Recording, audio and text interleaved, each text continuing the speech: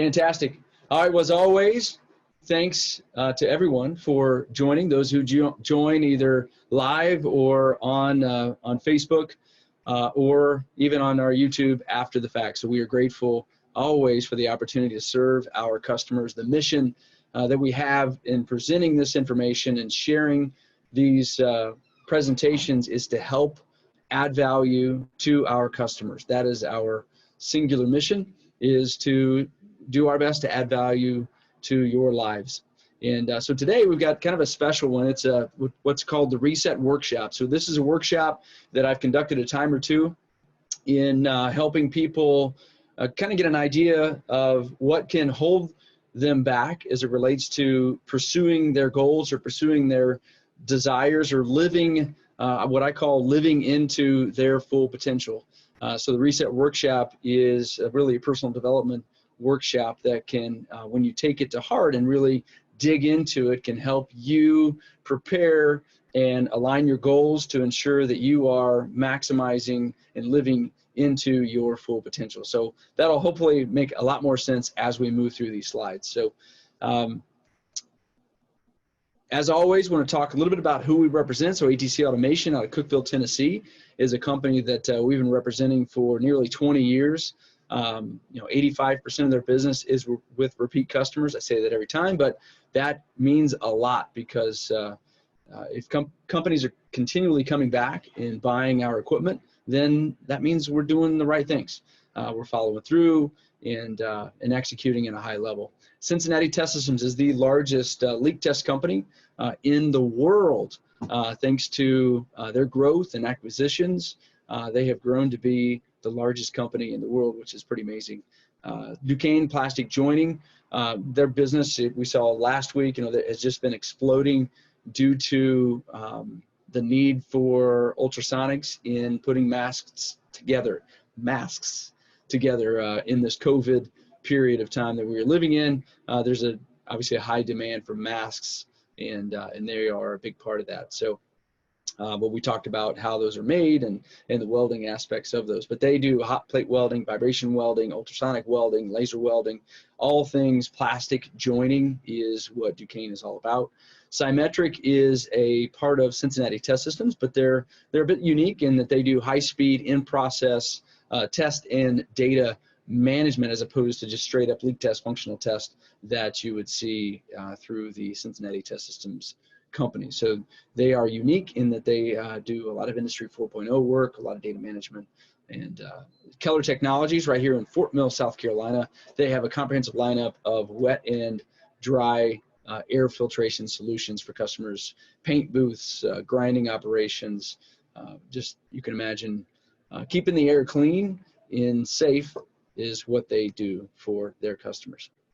All right, so as we hop into this presentation, I'll be going through it pretty fast because the goal as always is to keep it in a half an hour window. So we're going to be doing this. This is an abbreviated version of the longer Reset course, which is, if I remember correctly, it's about a 2.5 hour course that we go through. So we're taking 2.5 hours and we're trying to squish it down into 30 minutes. So keep that perspective in mind. So the challenge that we face as individuals is that the longing, the desire to get into our comfort zone. We want to achieve some level of equilibrium in our lives. And the challenge, as we've realized, especially here in 2020, is that change is inevitable. And having equilibrium and balance and all the things that we aspire to achieve is really not reality. And it never was reality, and it never will be reality, because there's always going to be something that is going to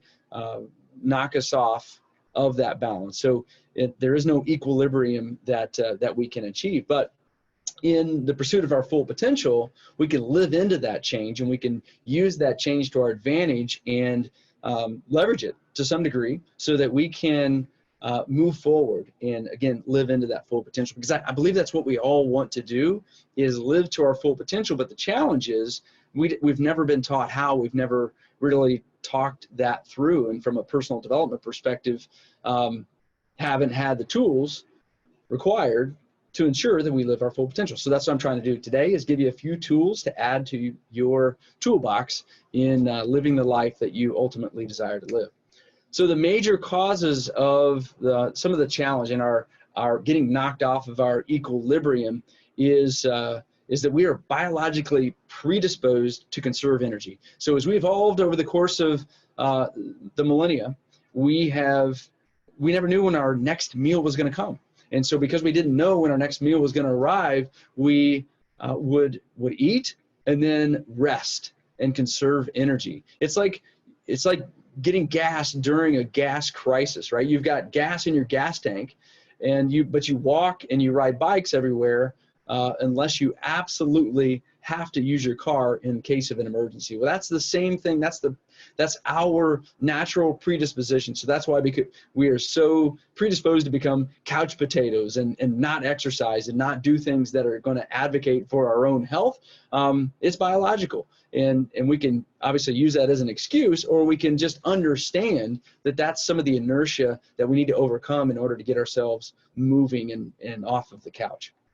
Another challenge, a major cause of the challenges that we face in our lives is that, the corporate messaging. And so when I talk about these challenges, what I'm talking about is our lack of pursuit to achieve and live our full potential. So these are the things that hold us back and cause us to be in homeostasis. And homeostasis, essentially is that we're not active, we're more stagnant. So that's what we are predisposed to do. And these things are fighting against our inclination to advance ourselves and to help ourselves. So corporate messaging. So our corporate messaging, the corporations, they want our wallet, right? They want our money. And so they are going to tell us whatever we need to hear in order to compel us to pull out our wallet and spend our money. So they whisper sweet nothings into our ear about, you can have it all. You can take this pill and not have to exercise and enjoy your couch potato life by taking this pill, or you deserve this brand new Lexus. There's nothing like it, and you can pat yourself on the back and feel good about yourself because of whatever, right? So that messaging is constantly trying to help us feel better about ourselves by purchasing something from those corporations. And we all know that joy of purchase is short-lived, especially, you get a new car, you're fired up, I got a new car, and then 4 months later, it's just a car, and that shiny newness is worn off.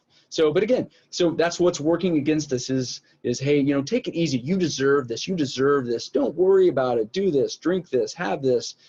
That's the messaging that we're bombarded with. 5,000 per day. 5,000 messages each day by corporations marketed toward us. So we are in it all the time. So from a government pandering, the government wants one thing. The politicians want one thing, rather. They want your vote. That's it. Otherwise, they'll pretend that they care. They'll pretend to whisper sweet nothings into your ear about how you're not going to have to do it. You are a victim. The problem is out there. It's not you. So let us take care of you. Let us take care of you. Let us take care of you. That's the messaging from either side, right? Is they've got it figured out and they're going to help take care of you. The reality is that they just want your vote, and they really don't care about you as an individual. So what that means is you got the corporations pandering to you, you got the government pandering to you, and all of them are the victims speak, right? And essentially, trying to talk you into not doing anything to advocate on your own behalf. Become dependent on them, and then they'll support you. But the only reason they want you to become dependent on them is because you can serve their needs, right? So you become the servant to them because you are beholden to them to get whatever it is that you are seeking in life beyond effort. Okay, so the media, all the media wants is our eyeballs, right? They just want us to watch and observe, and so they will tell us anything. They dramatize anything. They make a big deal out of everything. And the reason they do that is because they validate the charging of corporations and the government, right? So the government pays them to advertise, the corporations pay them to advertise. So the media is compelled and desperate to get our eyeballs. It's really sad, but that's just kind of how it works, right? So here is another component of the challenge. We've got this system in our brain that makes it challenging for us to make smart decisions from time to time. And so this is just essentially how it functions, why our brain functions the way that it functions, and some of the challenges that we experience. So if we look at the limbic system, I call this the lazy child. So essentially the limbic system is our emotional center that we have. And so it's going to direct our emotions. It's going to, it's the up and down. It's the fight or flight mechanism. It's always on guard. The question it is always asking is, am I safe? Am I safe? Am I safe? Even in today's world, right?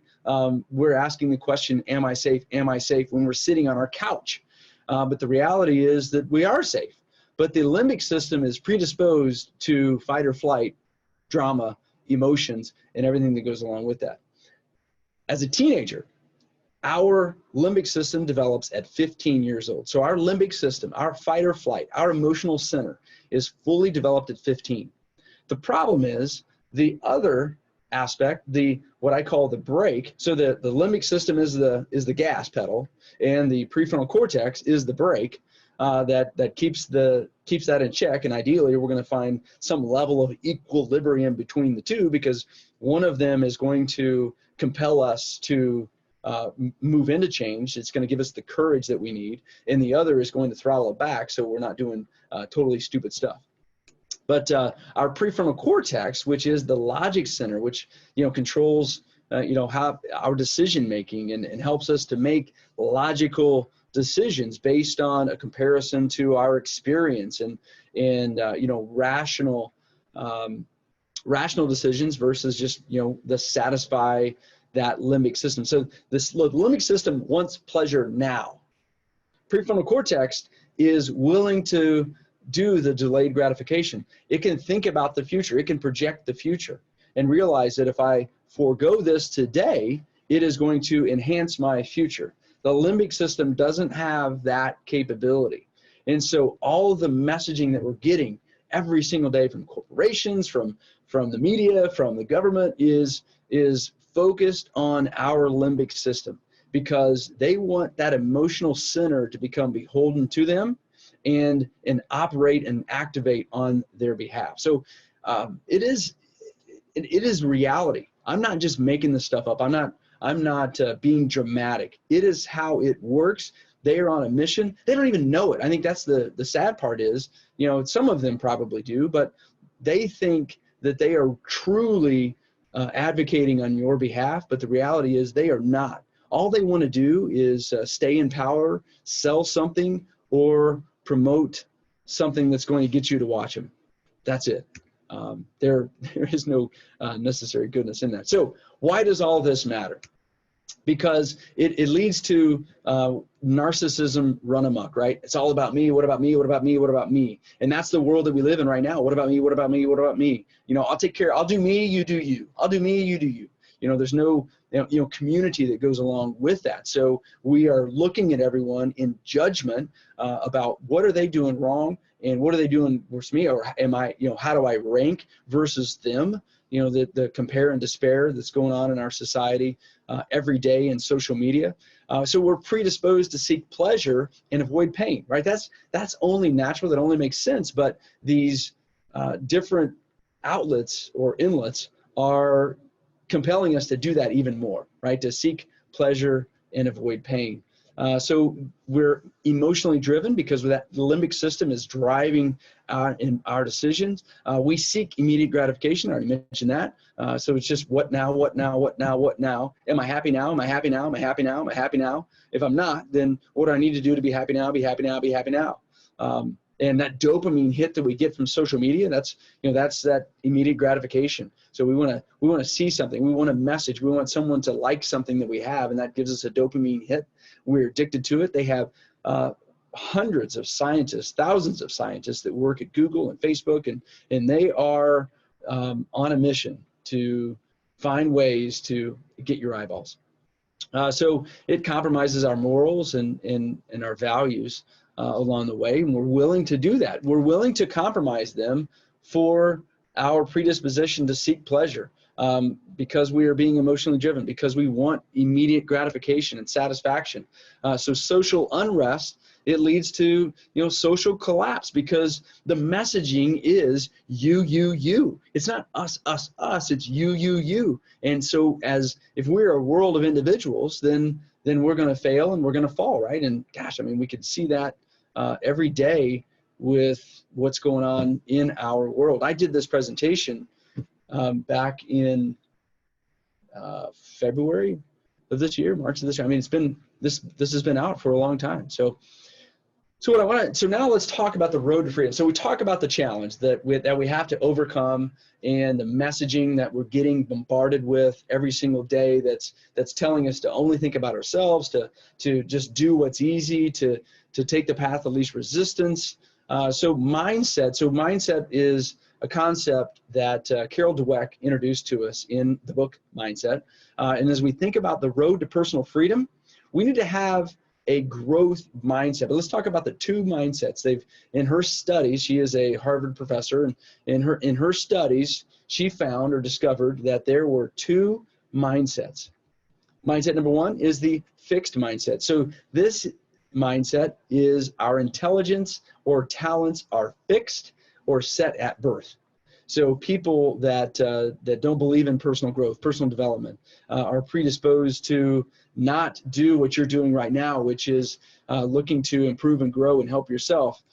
They measure intelligence versus increase intelligence, right? So they focus on, my intelligence is this, and that is what it's going to be forever. Now, science has proven that is not the case, that we can continue to grow in our intelligence. Now, it may not show up in a test score that we take, but science has unequivocally proven that we can grow our intelligence. So the growth mindset, the opposite of fixed mindset, obviously, is that intelligence or talents can be cultivated. It's that belief that I can be better tomorrow than I am today, that 10 years from today, I can be better, smarter, more capable than I am today. I can improve my talents, skills, and abilities beyond just the natural progression into adulthood. So these people believe in their ability to figure things out, right? So that's the growth mindset. We got this. We can figure this out. So the road to personal freedom, it requires that we have and develop and cultivate our growth mindset. So we talked about mindset as a key component of your road to personal freedom. Let's talk about habits, right? So the mindset is how you think about the world and think about your abilities, enhancing your abilities. Habits are actions without thought. So mindset's what we're thinking, and habits are what we do without thinking. So these are they're primarily captured in our hippocampus. Habits, again, they're thought patterns, everyday activities like brushing our teeth, taking a shower, our route to work, tying our shoes. These are naturally come natural to us. They are habits. They are habitual. They're things that we do without even thinking. Our response to inputs is also a habit. So if we're predisposed to be angry, if we're predisposed to accept things without issue, if we're just predisposed to flight or run from challenges that we're experiencing. So these are all habits that we have developed over the course of time. Our responses to inputs are habitual. Dependence, so dependence on drugs, alcohol, tobacco, any number of addictive substances. Those are all habits as well. That is a habit, and we become addicted as a result of our habits. So also there are healthy habits. Some people get addicted to exercise. Some people are focused on nutrition. So eating the right stuff is a healthy habit. Obviously, getting the appropriate amount of sleep is also a healthy habit. So, habits are an important component to living into our full potential, because the habits that we have that are going to help us progress toward that living full potential, the desired area of our life. So let's talk about some negative habits. And these may or may not be negative from your perspective, but they are what I consider negative habits, because these are the habits that take us away, that hold us back, that prevent us from living our full potential. So that's why I call them negative habits. Watching TV. We are addicted to Netflix, binge watching. If anything that we can do to distract ourselves seems to be what we are naturally predisposed to do in our society. So those are called a negative habit. I didn't even have social media on here, but it should be number one, right? That's a number one habit, because that feed of dopamine that we get, that those engineers have engineered us to receive on a regular basis, and masterfully done, that is the worst of habits, right? That's that, like I mentioned before, it's compare and despair, right? So there's social media is certainly helpful sometimes to keep up with what's going on and say happy birthday to people. But at the end of the day, it is very depressing to a lot of people, because they look at what other people have and then think about what they don't have. And in that comparison, they begin to despair. So eating can be a bad habit, drinking, playing games, shopping, gambling, being late. So all these things can be habits that prevent us from pursuing our full potential. So let's talk about positive habits. So these are habits that are going to contribute to our ability to do better, to achieve greater things in our life, to live our full potential. Reading, studying, planning, thinking, exercising, delivering value. That's one we don't often think about, but that's what we do as employees, as workers, business owners, entrepreneurs, whatever. We deliver value. So doing that is, positive, has a positive effect. Sleeping, very important. Science has proven how important sleeping is. Mentoring other people, being on time, that really has a positive effect on us as well. All right, again, I'm rocketing through this. So I want to talk about value and value delivery. I mentioned it before. So we talked about mindset.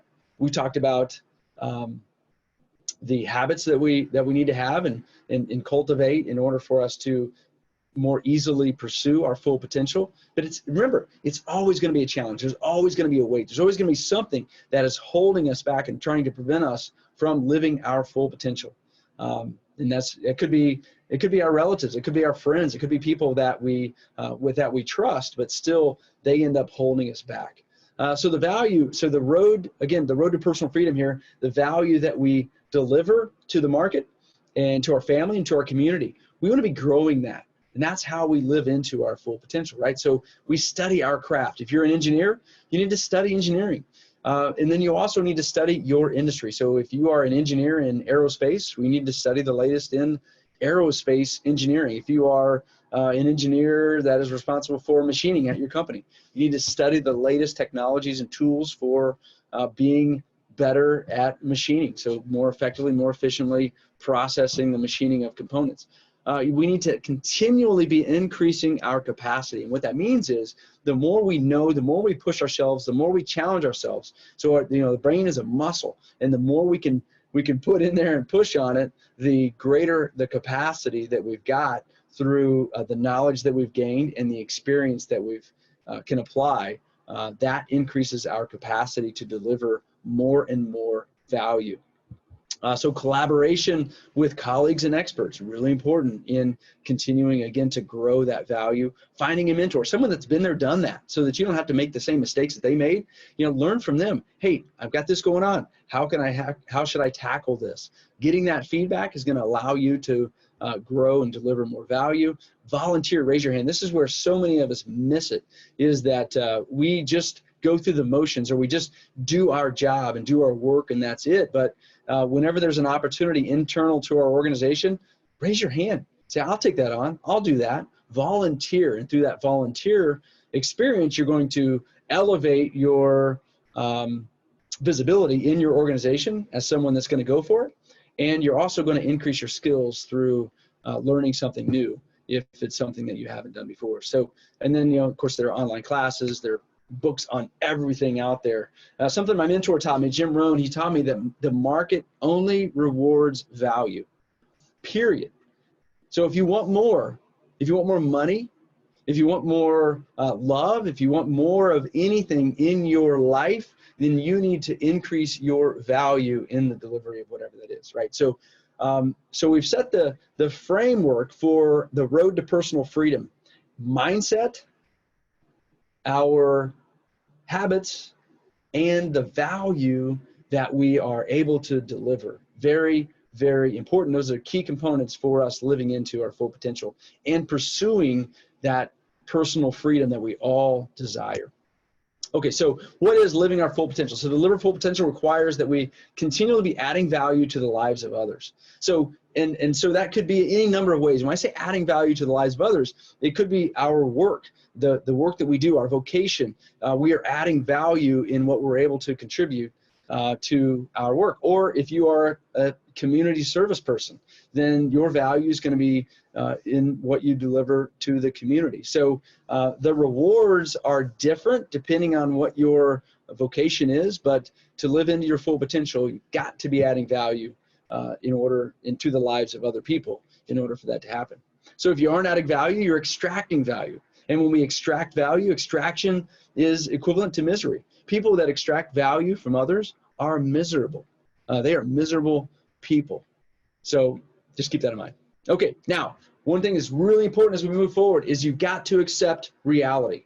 So we say, I want to live my full potential. Yes, but the reality is that you've got a lot of baggage. We all have a lot of baggage. So there's this concept that I've got called the backpack.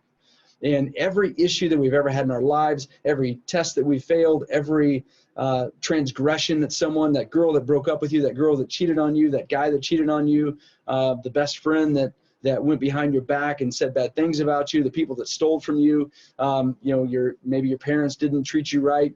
There were issues there. They gave you up. You had bad grandparents, whatever it is. So we all have stuff.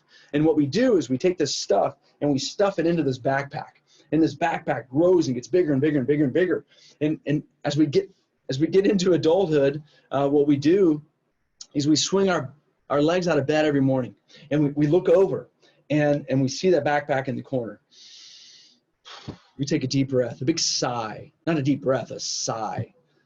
And we grab that backpack and we put it on our back every day. We shower with it. We interact with our family with it. We interact with our coworkers with it.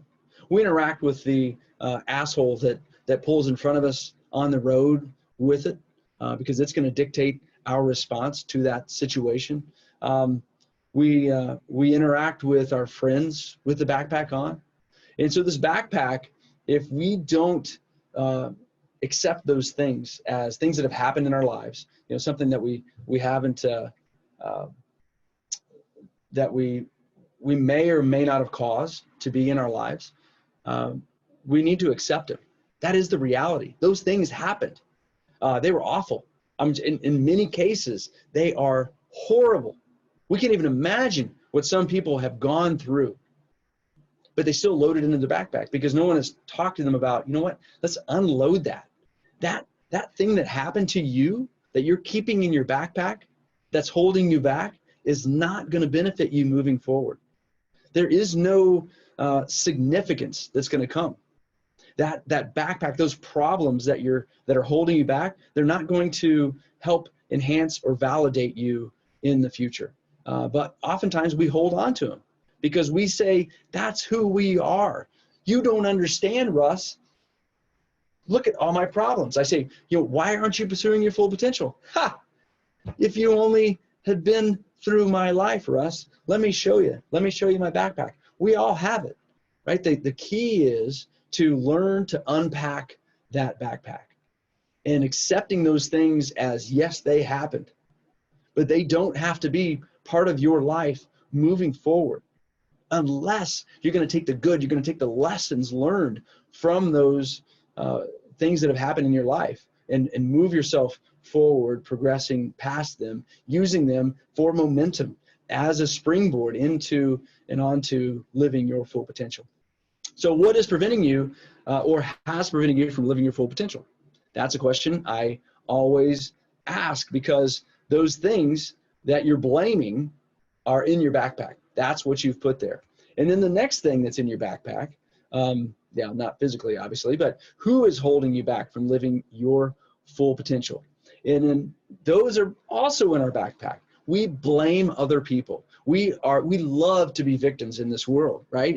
And so instead of accepting our lives as they are, right, the reality, accepting the reality of our lives, we love to blame our past or blame others in our lives for the fact that we are not living into or progressing toward our full potential. So I want to get that out of the way as an excuse that you can get rid of. But that is up to you. It is not up to anybody else. You've got to recognize that backpack. You've got to understand what's in that backpack, and you've got to start unpacking. And I encourage you, again, take the lessons learned, not the problems at face value. So just take the lessons you've learned and leave the problems behind. Okay, so now let's talk about living our full potential. So this is what I call the full potential pyramid. This is how we live a full potential life, right? So we have the foundation of our pyramid, the foundation of our lives are our relationships, right? That is fundamental. In order for us to live our full potential, in order for us to feel that we are living our full potential, we need people. We need people in our lives. We need to be contributing to people in our lives as well. But the key aspect of it, our family, friends, God, our church community, or our coworkers, and our community in general. Those are all relationships that we have.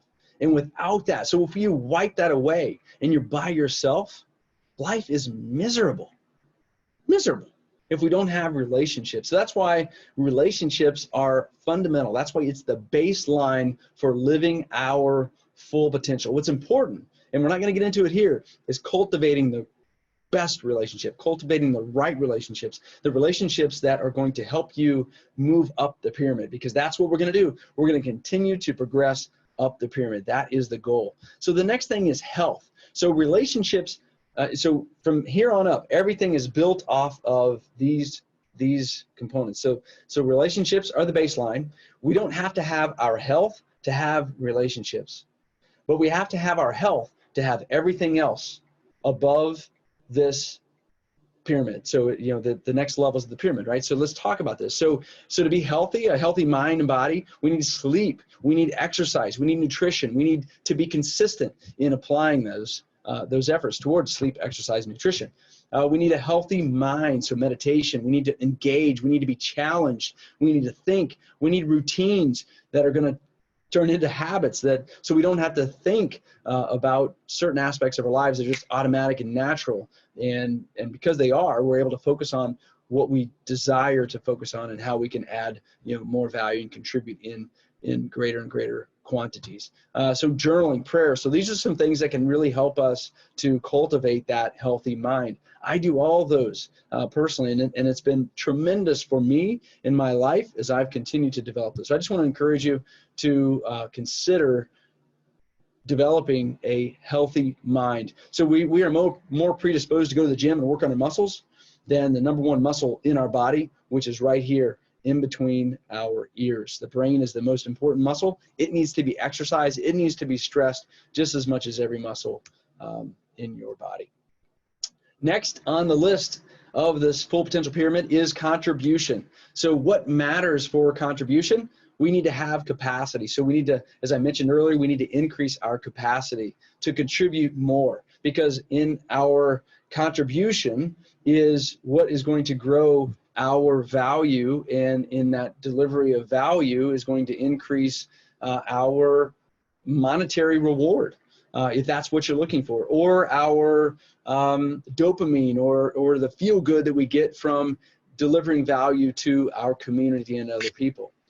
So in order for us to be able to contribute, we need experience. So the more experience that we get, the more we have to offer as it relates to contribute to the value, to, again, adding value to others.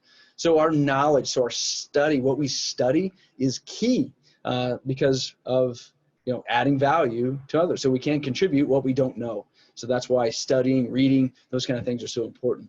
Perseverance. So we need to have, in order for us to contribute at a high level, we need to persevere. We need to get past the challenges, the things that are holding us back, preventing us from moving forward. We need to have grit, determination. We need to have a hunger, desire to contribute because again, the goal is to move up this pyramid. It isn't to stay in contribution. It's not to reach a level in our career and just stay there and stagnate. Again, that leads to misery. And, mediocrity is misery. So imagination, we need to cultivate our imagination. We need to have a level of humility in contributing. Otherwise, if we make it about us, then it's, I always tell a story. When I was focused, just started, got into sales, one of the companies I represented, there were 16 custom machines on the floor. 13 of them I had sold. And I know I walked through that facility like I was the king ding dong. My head was big, and I'm like, yeah, I'm the man. And I was not humble. There was no level of humility. And one of the ladies there, she said, I think you're an asshole. And thankfully I was in a spot where I could take that. I heard that, and I was like, you know what? I am an asshole. Because if the people that are at this company aren't there to execute this project and to continue to grow the reputation of the business in a positive way, then my job doesn't exist. I don't exist without them. And that is the way that every job is. Our jobs don't exist without the other people that help to make it all possible. So, the arrogance that went along with my, chest pumping or pounding at the facility, she really popped that bubble and helped me to see that it isn't about me. It can't be about me. And when it is about me, it's misery. So that's another rhyme. I got to write that one down. Write that one down, Vicki. If it isn't me, it's misery. Or if it's about me, it's misery. Yeah. So social skills, really important, right? So we can contribute at a high level when we can cultivate relationships with people in meaningful ways that respect us, believe in what we're doing, and then so that's going to allow us to influence them, and that influence can be, ideally, it's going to be positive for their lives. And this also emotional intelligence. They have determined one of the key factors, the most important factor in determining whether you're going to move up in your career is your emotional intelligence. Next on the list is our growth. So we need to grow our abilities. So how will you grow your value? Right? So continual growth. We've got to connect with experts in our industry. We need to hang with talented people. We've got to grow. We've got to grow our ability to contribute. We talked a lot about that, but we talked about contribution, but we didn't talk about what it is to grow. So we got to grow our ability to contribute. We got to continue to stress and stretch that. We got to hang with talented people. Get around the right people. We got to ask questions. Be inquisitive. Try to understand. We have to read. So we have, online courses that we can take. We need to find a mentor. So this is very similar to some of what we talked about earlier with that growth mindset and how we can, increase our capacity to deliver value. So that's really what the growth component of this full potential pyramid is all about, is increasing our ability to contribute to our communities that we serve, whether that be at work or not. So next is our awareness, cultivating our awareness. Now this one is a little tricky for most people. I've been fortunate to really, I became obsessed with emotional intelligence when I was an engineer. Right out of college, I worked at Cummins Engine Company, and I was a hot mess. I got written up. It was a union facility. I got written up 3 times in the first month and a half, 6 weeks of working at Cummins, because I kept running the machine and doing things that I wasn't supposed to be doing. So I started studying, or I found a book actually in Kinko's. I don't even know if they still exist, but it was a Kinko's that we had there in Columbus, Indiana. And the book was Working with Emotional Intelligence. So I picked it up, I read it. I read some of the introduction. I'm like, that might help me. After reading the book, I became obsessed with the concept of emotional intelligence. And so from that, I began to really study Daniel Goleman. Daniel Goleman wrote the book on emotional intelligence. He was a Harvard professor as well, but he is, not as well, like I'm a Harvard professor. I'm not even close. As well, like Carol Dweck is a Harvard professor, So that began my journey to understanding awareness as it related to just being alive and awake to everything that's going on around me, and realizing that awareness is, an outward focus versus an inward focus. So just an understanding. It's a non-judgmental. So knowing oneself, knowing who we truly are, is going to affect our ability to positively impact the world, to live our full potential, right? Because if we don't know who we are, then we're going to pursue things that are not in alignment with our values and who we are. And that is going to really trip us up in pursuit. And again, it leads to misery. So we need to accept reality. We already talked about that. But when you are mindful, when you are aware, you're willing to accept reality. When bad things happen, bad things have happened. We're not going to undo what has happened. It might suck. I'm sure it does suck, right? COVID sucks. But at the end of the day, it is the world that we're living in, is the reality. And we just have to accept it and work through it and find ways to increase our ability to contribute, to grow our value, to maintain healthy predisposition, maintain our health, mind, body, spirit, and then also, cultivate those relationships. So that's how we can work through this pyramid in dealing with things such as COVID. So always be present, always be here. I want to be with you right now. I want to be here with you. Whoever's on, whoever's listening, we need to be present as opposed to thinking about where else I need to be, what else should I be doing. So it's important that, especially in those relationships with our children, with our spouses, with our friends, with our coworkers, being present is how we can really bless those that we are fortunate enough to have in our lives. We need to demonstrate humility. We talked a lot about humility already and how important that is in order for us to maintain awareness, because when we make it about us, it's impossible to become aware, because all we're doing is comparing to what we want and what we desire. So we compare everything to what we want, what we desire, and then that is not, that doesn't lead to humility. That leads to frustration, narcissism, and everything that goes along with it. So we are undisturbed when chaos hit, when things strike. When we are aware, we just roll with it. We don't necessarily like it, but we accept it as, hey, this is reality. This is life. Now, how am I going to respond, and how am I going to deliver value to those that matter most to me, to my communities? And that's what we did at CapEx, quite frankly. I mean, one of the things we wanted to do is we said, gosh, we're not able to get out into the market and see our customers. So how else can we deliver value to them? How can we be more and deliver some meaning to them? So this is why we came up with every Wednesday we go live on a Zoom call to talk about different areas and aspects that we can improve our customers' lives. So we talk about capital project management. We talk about welding. We talk about leak testing. We talk about automation and things such as that. So, and we talk about personal development, personal growth, how to live our full potential. All right. So remember this. If you don't remember anything today, remember these 4 attributes, the 4 things that we control, the only 4 things that we actually control in our lives. We control our attitude towards whatever's happened. We control our response to whatever's happened. We control our inputs, like this positive messaging. This is what you want to put in your brain, not that negative social media crap, not the news media, everything's the sky's falling crap. You want to put the good stuff in, the good stuff that's going to help you grow and help you deliver greater value to those relationships, because that's where it is. That's where the joy is. That's where the fun is in life, is delivering value to others. And you get rewarded for it.